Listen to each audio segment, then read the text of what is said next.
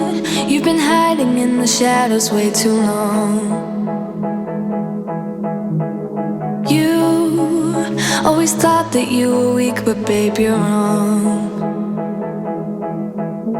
Yeah, you better step into the light, just give it a try. Think that it's time you let that spark out. You've been hiding in the shadows way too long.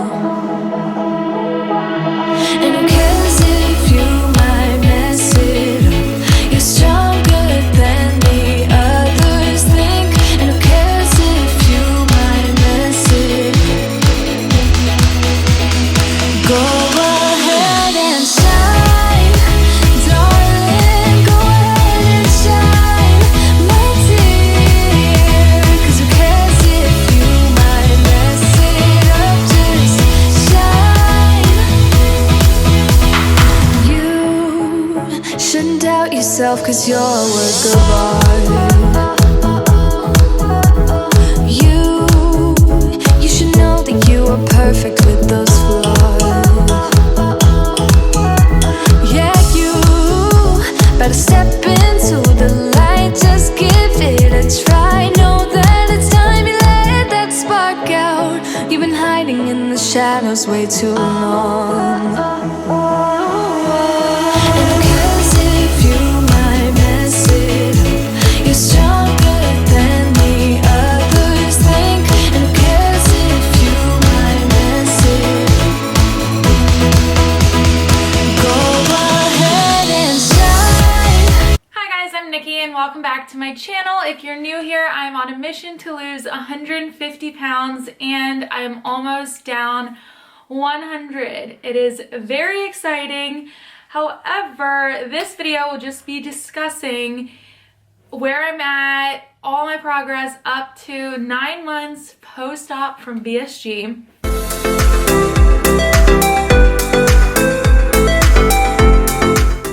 So finally I'm posting a video where I just do kind of a sit-down update. We're gonna go over like my measurements, my weight, my size updates. We're also gonna talk about drinking and blood work and GERD and training, nutrition. We're gonna discuss it all. So if that interests you, stick around. Make sure you like and subscribe.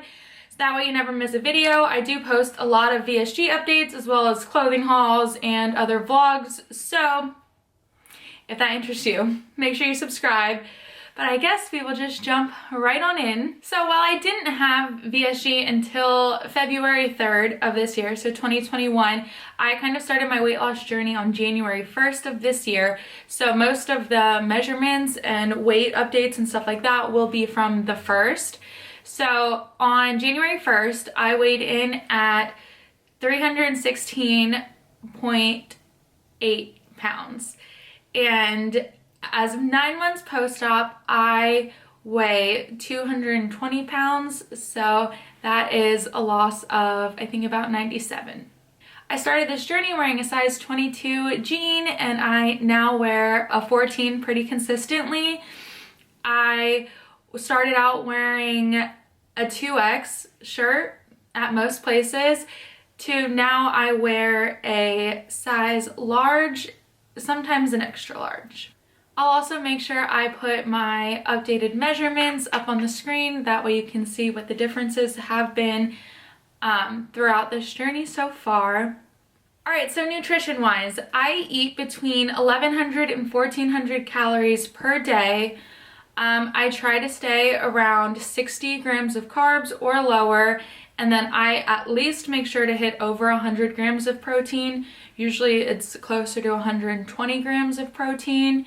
But those are kind of my markers right now. I actually need to get a little bit better at tracking because I've been slacking a little bit, and I've also started slacking with my nutrition. I used to be really good, but I don't know what's happened. I've just been slipping a little bit, so I'm putting it out there that I am gonna get better at my hydration as well. I just posted a full day of eating at 9 month post-op, so if that interests you, you can click the, I don't know where it's at, one of those links, and that'll show you a full day of eating as well. But that is currently where I'm at 9 months post-op. Again, even if you're 9 months, you might have different dietary needs, and I highly suggest checking in with your bariatric team if that's available to you.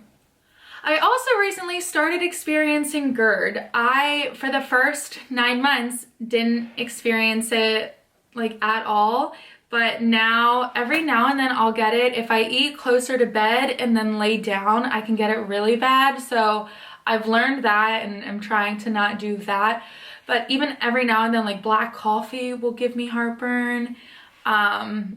Just random stuff. I don't know, there really hasn't been a rhyme or reason, but that is something that has started very recently and something that I am definitely keeping an eye on for the foreseeable future.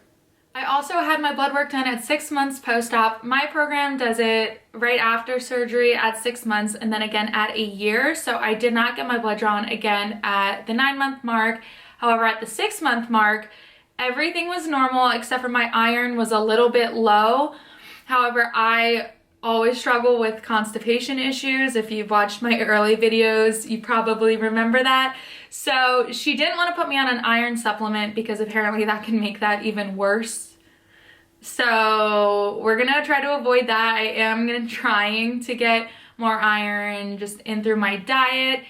And with my supplements, I kind of fell off with my supplements.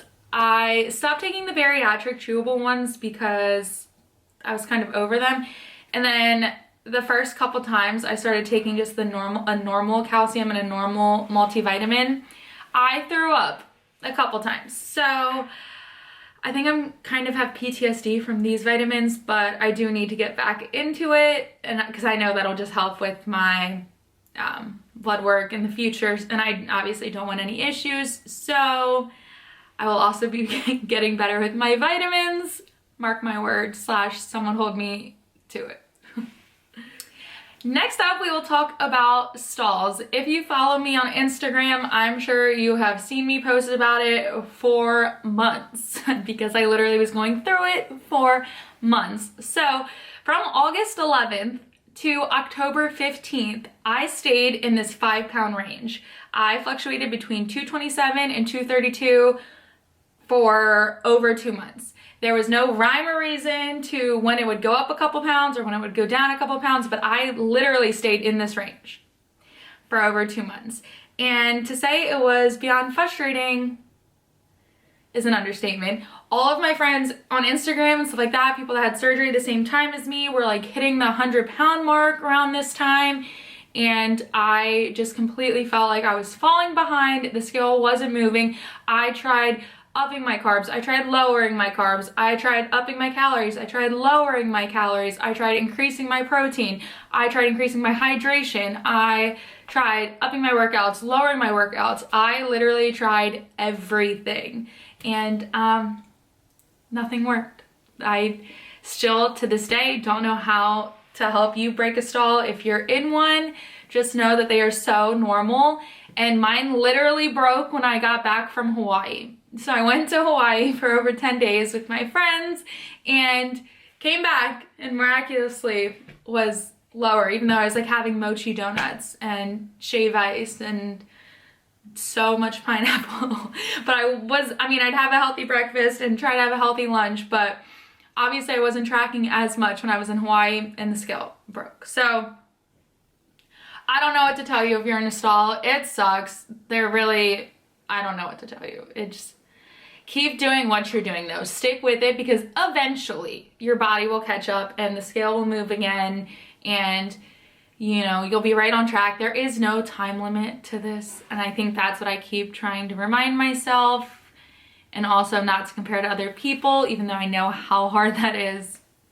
But obviously we gotta keep trying every day to not do that because it can be so discouraging.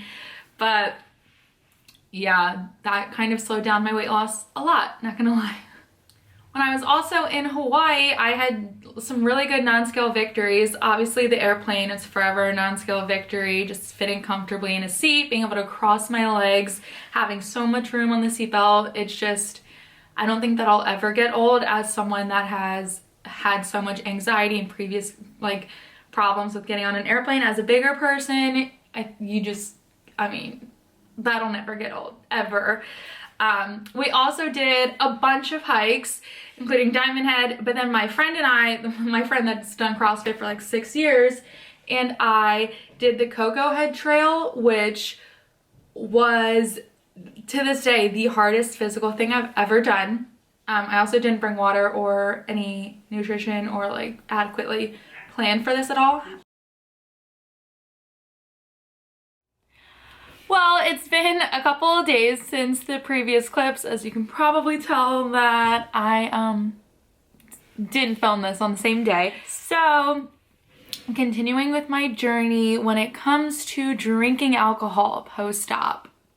It's definitely been a learning experience. So I've mentioned this in one of my other videos. I like drinking. My friends like drinking. My family likes drinking. It is truly just something we enjoy partaking in. However, recently I've been noticing two trends. I'm either like sober or I am like blacked out. So the last few times I've tried to like party with everyone else, like go all night, I black out fairly early on, and then I like stay out for hours and don't remember it. So it's been not the best. Obviously, that's not like an ideal situation for anyone to be in, but yeah, it doesn't normally happen if we're like out to dinner or something and I have a drink, or I have like a glass of wine at the end of the night or something. Obviously that's not the case. Like I still get a slight buzz immediately and then tend to sober up. It's only when there's like shots involved, and because I usually obviously don't eat and drink at the same time when we're going out and stuff like that, I tend to choose drink instead of choosing a meal, which obviously will contribute to blacking out and not having anything in my stomach to absorb the alcohol. So I'm still kind of learning how to drink post-op. It's definitely a different experience, that is for sure. And I would just recommend, if you haven't drank yet but you want to, like if you don't drink and you don't want to, by all means don't, obviously. Like it's better for you to not. It is just empty calories, obviously. But I would highly recommend eating beforehand and then taking it slow, because you really truly go from like kind of sober to like on your ass in about 5 seconds after surgery. And like before surgery I could drink, like don't get it twisted, I could drink like too much. But yeah, so that's been my kind of drinking update post-op. You know, we're keeping it real on here. And something else a lot of people are always worried about post-op is hair loss. So I have trichotillomania. If you don't know, I don't think I've ever mentioned it on my channel. I've mentioned it on my Instagram page before, but that is when you pull out your own hair. It can be your head hair, it can be your eyebrows, it can be your eyelashes, what have you. It's a form of body repetitive disorder, so like nail biting and skin picking are all part of the same like disorder category. So in case you know, so my hair loss will be a little different than most people post VSG, just because the thickness of my hair can wax and wane depending on like how stressed I am, because that's usually what flares up trichotillomania. So I did notice pretty drastically around like 4 to 6 months that more hair was like falling out in the shower than usual. However, I do feel like it's gone back to slowing down now. I've always pretty much hit my protein goals though, and I truly think that contributes a lot. And you know, I used to be better with my vitamins. I need to get better again, but I think just the vitamins and hitting my protein goals and stuff like that helped. But obviously it's so dependent like person to person, so I don't know what to tell you, what to expect, but just the best ways you can go about combating it is getting in your protein, getting in your water, getting in your vitamins and nutrients. Another thing a lot of people worry about is loose skin. I will preface this with saying, if you're just worried about loose skin and that's why you don't want to lose weight,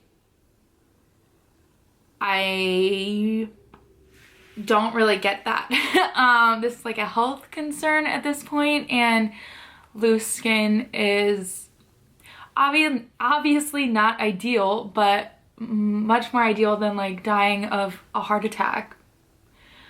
So that's kind of all I have to say about that. I have personally started to notice some loose skin in my arms and in my legs. I'll put up a clip of my arms. I really can start to notice some toning in my like arms and shoulders, which I am loving. Like, it's nice to have some sort of definition, and I can't wait to keep growing that. However, there definitely is still like some flab and just sagginess on the lower parts of my arms, which is fairly common.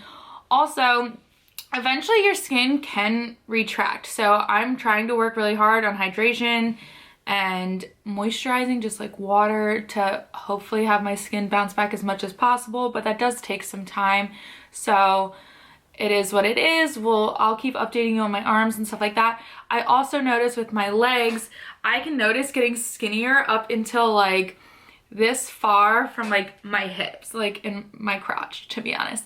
And then it's just like blobby fat still, and it all just like sinks in. Like if I'm like laying on the ground doing like what are these, chest press or chest flies or anything like that, and my legs are bent, everything, like if I look at my knees and like the first like foot down from my knee towards my body, I'm like, oh wow, we're definitely making progress. It's definitely getting smaller. And then like this portion is just like everything just fell there. So that's definitely going on. I still have a good amount of fat in my midsection, so I truthfully haven't really noticed a lot of loose skin there, but I will keep you updated as hopefully my body fat percentage decreases, and we will just see and take it as we go. And as far as training goes, right now I am actually in the very, very, very beginning stages of training for a half marathon. I recently did a 10K and I have another 5K coming up. It's just like a turkey trot for Thanksgiving, so I don't think it'll be like a PR or anything, but you never know. And I'm excited for that. But yeah, so I'm starting to train for a half marathon. The one I have in mind is May 1st, 2022. So I have about like 24 weeks. I've already done a week. So I started with like 25 weeks, which is plenty of time because I mean, I'm gonna do a whole separate video on my training for this and kind of what my plan is and how I made my plan, because I have so long and I want to slowly increase my weekly miles and my long runs. That way I don't get injured or I don't get like discouraged and tired of it, which could happen. So that's where I'm at with my training wise. It's been really fun. I've really enjoyed running. Well, that is all I have for you guys. Thanks for watching this video. Please make sure to like and subscribe and comment below. Let me know if you're post-op or pre-op or thinking about being op. Make sure you follow me on Instagram at Losing Lawyer, and you can keep up with my day-to-day life over there. DM or comment. I want to hear from you guys, and I will talk to you later. Bye!